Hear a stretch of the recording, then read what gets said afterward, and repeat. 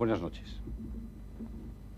Me presento ante todos ustedes para darles cuenta del proyecto de ley para la reforma política, para decirles sencillamente cómo propone el Gobierno que sea nuestro futuro y para convocar a todo el pueblo español a una tarea de protagonismo y solidaridad. Ha llegado el momento de clarificar la situación política y el pueblo español debe legitimar con su voto a quienes en virtud del nuevo pluralismo surgido en España aspiran a ser sus intérpretes y representantes. Reconocido en la declaración programática del Gobierno el principio de que la soberanía nacional reside en el pueblo, hay que conseguir que el pueblo hable cuanto antes. Y esto es lo que el Consejo de Ministros acaba de aprobar. El proyecto de ley para la reforma política. Es un proyecto sencillo. Aquí está la clave de la transición. Esta ley que Adolfo Suárez presenta al pueblo español es la puerta que puede abrir en España la vía a la democracia. Pero antes de llegar a ella, va a ser necesario salvar los numerosos obstáculos que se interponen en el camino. La historia de esta ley es corta. Fue redactada por Torcuato Fernández Miranda unas semanas antes de que el presidente Suárez la presentara ante la opinión pública. El hecho es que en su formulación final, la ley se convierte en una pieza legal muy breve, pero de extraordinaria trascendencia política. Por lo pronto, y además de establecer en su articulado el sufragio universal como vía para elegir a las futuras Cortes, el proyecto proclama directamente la democracia, basada en la supremacía de la ley, considerando a esta, a la ley, como expresión de la voluntad soberana del pueblo. Con esta formulación, lo que se está definiendo es un Estado democrático y de derecho, con expreso reconocimiento de la soberanía popular. Está claro, por lo tanto, que se pretende dar un vuelco radical al régimen político existente. Yo creo, no solo a mi juicio, sino a juicio de todos los ministros y de todo el Gobierno, nos dimos cuenta que empezaba una situación completamente distinta y que de verdad había un proceso, insisto, sencillo, claro y honesto de apertura política. Pero para que ese proceso de apertura política pueda echar a andar, es necesario primero que el proyecto de ley para la reforma sea aprobado por las actuales Cortes. Ahora bien, ¿cómo van las Cortes franquistas a aprobar una ley que supone precisamente la desaparición del franquismo? Y sin embargo, Suárez está convencido de que la transición a la democracia no podrá hacerse de forma pacífica más que si se respeta escrupulosamente la legalidad, cosa que el rey, el presidente y todo su gobierno han jurado cumplir. De otro modo, si el gobierno tiene la tentación de hacer caso omiso de las instituciones y de sus propios compromisos e introduce la democracia por decreto, como exige la oposición, podría producirse un conflicto civil o incluso un levantamiento militar.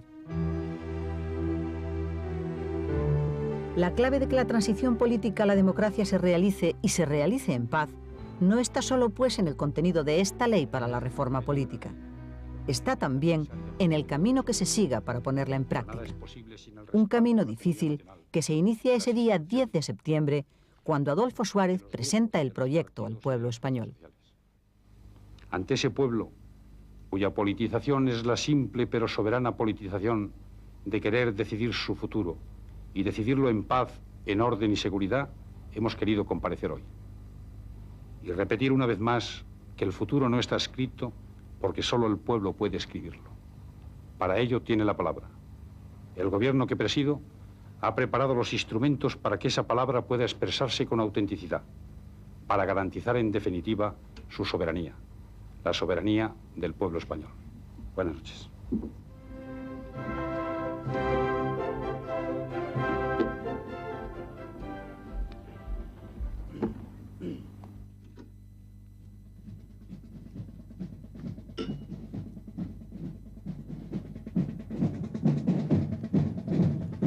Sin el respaldo del ejército a la reforma que se va a emprender, o por lo menos sin su silenciosa aceptación, Suárez sabe que sería muy difícil llevar a cabo el proceso de cambio. Por esa razón, el 8 de septiembre decide convocar a Presidencia de Gobierno a los altos mandos militares. Suárez quiere explicarles personalmente las líneas generales de su proyecto de reforma. La reunión fue muy interesante, duró varias horas. Suárez estuvo francamente convincente y explicando lo que él quería hacer. En esas 3 horas se dijeron muchas cosas. Hubo comentarios muy favorables. Yo recuerdo, por ejemplo, uno que le dijo «Viva tu madre». Pero indudablemente uno de los temas que se tocó fue la situación actual del Partido Comunista. Meses más tarde, el presidente del gobierno sería acusado por algunos militares de haberles engañado sobre este punto, porque, afirman, Suárez les aseguró entonces taxativamente que el Partido Comunista no sería legalizado en España. Otros militares presentes en la reunión sostienen, sin embargo, que no hubo engaño. Yo no recuerdo exactamente lo que se dijo, pero sí puedo afirmar, bajo mi responsabilidad, que no puede cogerse lo que entonces se dijera sobre esa situación del Partido Comunista como una traición o una mentira del presidente del gobierno a los mandos militares. Lo que Suárez dice en aquella reunión a sus interlocutores es que, con sus actuales estatutos, el Partido Comunista no puede ser legalizado, cosa cierta. Lo que no les dice es que el gobierno ha establecido ya contacto con el líder comunista, ni que ese mismo día, en París, un enviado suyo, José Mario Armero, ha hablado con Santiago Carrillo para establecer un enlace permanente y secreto entre el gobierno y el partido a través de intermediarios, sin ninguna clase de compromiso por parte del gobierno, de momento.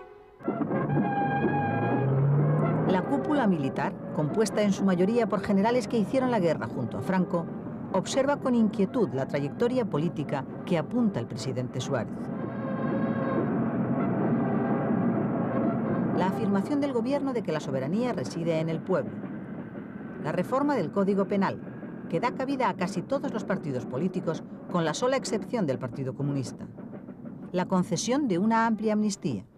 Y los contactos de Adolfo Suárez con representantes de la oposición democrática que hasta entonces habían vivido en las catacumbas de la política han alarmado bastante a los mandos militares inmovilistas.